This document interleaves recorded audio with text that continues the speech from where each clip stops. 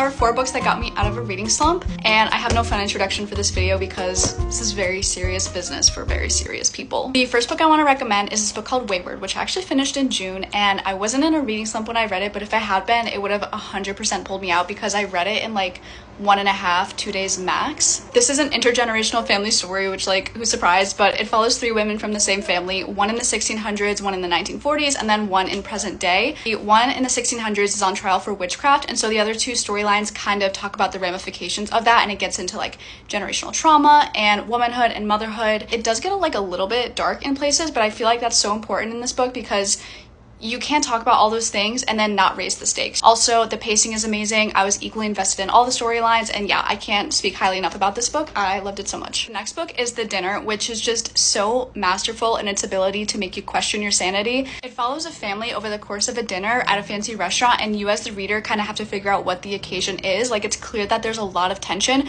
but you don't know what it is until you get, I think, at least halfway through the book. I don't want to say too much about it because I don't want to give anything away, and honestly, I think even going into it blind would be probably the best way to do it. It's perfect for anybody who loves a dysfunctional family story with like a dash or a lot of anxiety. A Tale for the Time Being is one of those books that just instantly clicked for me. This woman finds a lunchbox that's washed ashore, and it contains the diary of a 16-year-old Japanese girl who's being like relentlessly bullied, and she just becomes so invested in the life of this girl that she knows nothing about and her family. Ruth Ozeki just has this talent for writing angsty teenagers and lengthy, hopeful yet dark stories about the passage of time. Her characters are so flawed and so embarrassing and so like deeply human, and that she just uses her stories as like a vehicle to talk about time and how strange the whole idea of it is. Probably one of my favorite books I ever read, to be honest. And then finally, I would recommend Mame, which is just such a great reminder that your characters don't need to be unlikable in order to be complex. The book follows Maddie, who is in her mid-20s, and she is just desperately trying to find her own identity outside of being